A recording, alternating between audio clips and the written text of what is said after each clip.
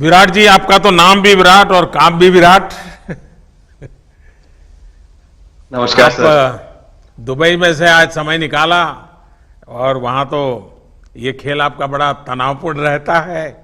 उसमें भी आपने और अपनी भागदौड़ भरी जिंदगी में अभी जो फिटनेस रूटीन फॉलो करते हैं, मैं जरूर चाहूंगा, देश भी जानना चाहेगा, क्योंकि नौजवान आपको आपकी हर गतिविधि को देखता है, ये आपको कैसे मदद करता है? पहली बात तो बहुत बहुत धन्यवाद सर, यहाँ पे हम सबको बुलाने के लिए। एक सब लोगों ने फिट इंडिया मूवमेंट के बारे में बात करी और इसके फायदे, इसके लाभ हमको रोज अपनी डेली लाइफ में किसी ना किसी तरीके से दिखते हैं। सबने अपने एक्सपीरियंसेस बताए। मिलिंद जी ने भी बहुत अच्छी बातें रखी, बहुत इंस्पिरेशनल उनका भी काम रहा है, उनकी जर्नी रही है पिछले कुछ सालों में। मैंने भी बहुत ऑब्जर्व किया है। और मेरे खुद के एक्सपीरियंस में सर एक ट्रांजिशन एक्सपीरियंस करने को मिला मुझे कि जिस जिस पीढ़ी में हम खेलना शुरू हुए और जो उस समय खेल की हमारी डिमांड्स थी, वो बहुत तेजी से बदली एक समय के बाद। और मुझे ये एक्सपीरियंस हुआ कि जो एक हमारा सिस्टम बन चुका था, हमारा एक रूटीन बन चुका था, वो हमारे खेल के डिमांड्स के लिए सही नहीं था और उसे बदलना जरूरी था। क्योंकि हमारा खेल बहुत तेजी से आगे बढ़ रहा था और मुझे ऐसा महसूस हुआ कि हम कुछ फिटनेस के पॉइंट ऑफ व्यू से पीछे छूट जा रहे थे। हमारी स्किल में कभी कोई प्रॉब्लम नहीं थी। तो एक स्वामी जी ने भी बात रखी, आपने भी बात करी, मिलिंद जी ने भी पहले बताया, एक जो सेल्फ रियलाइजेशन की बात है कि आपको खुद से रियलाइज हो कि मुझे क्या बदलना है अपने अंदर। तो मुझे वो एक समय पे खुद भी एक्सपीरियंस हुआ कि नहीं, फिटनेस जो है वो प्रायोरिटी होनी चाहिए। और अगर मैं आपको ऑनेस्टली बताऊं तो पहले खेल को अच्छा करने के लिए फिटनेस मैंने शुरू करी, लेकिन आज अगर प्रैक्टिस मिस भी हो जाए तो मुझे इतना खराब नहीं लगता। लेकिन अगर फिटनेस सेशन मेरा मिस हो जाए या एक्टिविटी मिस हो जाए तो मुझे ज्यादा खराब लगता है। तो इसके फायदे जो हैं नहीं, सर वो सबसे पहले आपको ये जो नया मंत्र जगा, तो दिल्ली के छोले भटूरे का ही बहुत दुखता हुआ होगा। बहुत ज्यादा सर। मतलब जो अभी हमने थोड़ी देर पहले बात करी कि हमारा जो नेटिव डाइट है, एक जिस रीजन से हम आते हैं उसका जो हम वो खाते हैं, उससे कभी मैंने कभी एक्सपीरियंस नहीं किया कि हेल्थ इश्यूज हुए हो या किसी को कोई बीमारियों का सामना करना पड़ा हो। मेरी खुद के एक्सपीरियंस में मेरी नानी, मैंने बहुत समय तक देखा, इतनी ज्यादा उम्र में भी उनकी हेल्थ हमेशा ठीक रही, हमेशा उन्होंने घर का सिंपल खाना खाया। तो मैं जब पला बड़ा तो शहरी खाना, मतलब बहुत ज्यादा बाहर का खाना होता था। खेलने कूदने जाते थे तो आते जाते बहुत सारी चीजें ऐसी खा ली कि जो हेल्थ पॉइंट ऑफ व्यू से अच्छी नहीं है। तो डाइट का भी एक बहुत बड़ा कंट्रीब्यूशन था, जो डिसिप्लिन नहीं था।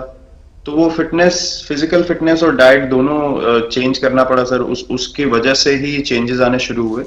और मैं इस चीज से इसलिए रिलेट कर पाता हूँ क्योंकि जैसे हमारे खेल में चेंजेस आए, आज की लाइफ की भी डिमांड्स बहुत ज्यादा हो गई हैं, बहुत हेक्टिक हो गई है लाइफ।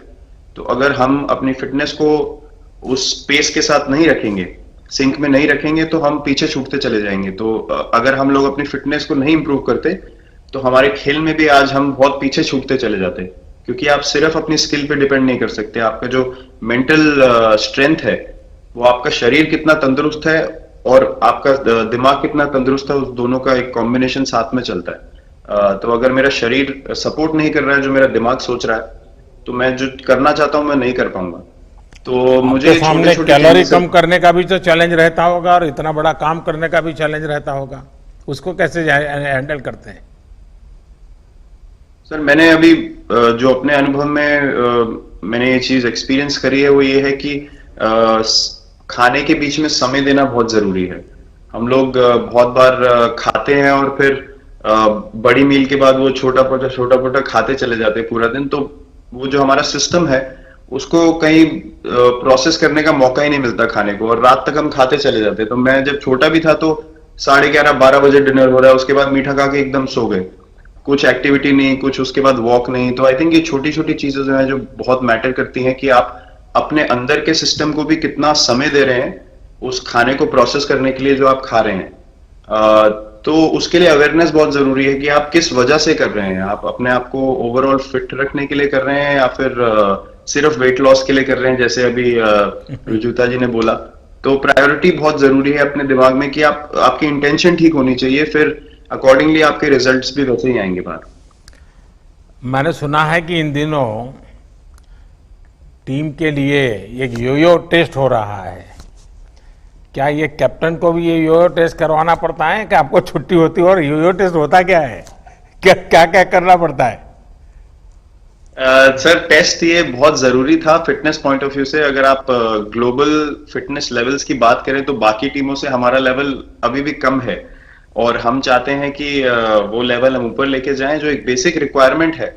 आज की डेट में हम लोग फोकस करते हैं कि जैसे T20 मैच हो गया या वनडे मैच हो गया, वो एक दिन में खत्म हो जाता है। लेकिन अगर हम टेस्ट मैच की बात करें जो 5 दिन आपको खेलना है, हर शाम को आपको वापस जाना है, अगले दिन फ्रेश आना है, तो उस पॉइंट ऑफ व्यू से ये फिटनेस जो स्टैंडर्ड था वो बहुत जरूरी था। और मैं सबसे पहले मैं ही जाके भागता हूँ, और ये कंडीशन है कि अगर मैं भी फेल हो जाऊंगा तो सिलेक्शन के लिए मैं भी अवेलेबल नहीं हूँ।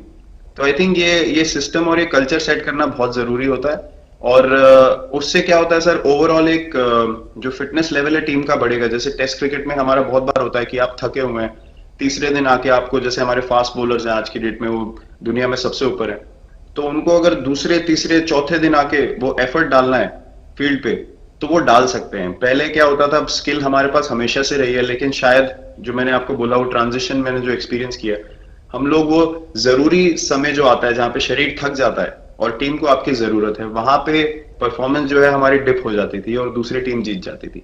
आज की डेट में हमारी फिटनेस की वजह से हम वो जरूरी समय में उस चीज को कैपिटलाइज कर पा रहे हैं और हमारे रिजल्ट्स उसी तरीके से आ रहे हैं। तो एक sir benchmark I think elite sports में होना जरूरी है, उससे एक फिटनेस विराट कल्चर जी, बना। मैं देख रहा हूं कि आपका टाइम मैनेजमेंट तो है ही है, लेकिन फिर भी आपकी एक्टिविटी इतनी नजर आती है ना, मैं भी कभी कभी फॉलो करता हूं।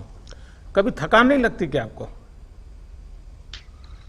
सर थकान अगर मैं ऑनेस्टली आपको बोलूं, थकान हर किसी को होती है। अगर आप फिजिकल एफर्ट करेंगे तो थकान होगी, लेकिन अगर आपका लाइफस्टाइल अच्छा है, अगर आप खा अच्छा रहे हैं, अगर आप फिटनेस रेगुलरली कर रहे हैं, आपकी रिकवरी अच्छी है, तो आपकी स्लीप अच्छी है, स्लीप पैटर्न्स अच्छे हैं, तो आपकी रिकवरी तेज होगी। तो अगर मैं थक रहा हूं और 1 मिनट में मैं दोबारा रेडी हो जा रहा हूं, तो वो मेरा प्लस पॉइंट है। तो आई थिंक वो मैंने एक चीज एक्सपीरियंस करी जो बहुत जरूरी हो जाती है। आपका ओवरऑल लाइफस्टाइल कैसा है उसके ऊपर बहुत डिपेंड करता है। विराट जी, बहुत अच्छा लगा मुझे, और मैं आपको, अनुष्का जी को और आपके दोनों के परिवार को निकट भविष्य की शुभ घड़ी के लिए बहुत बहुत शुभकामनाएं देता हूं। धन्यवाद sir, thank you so much.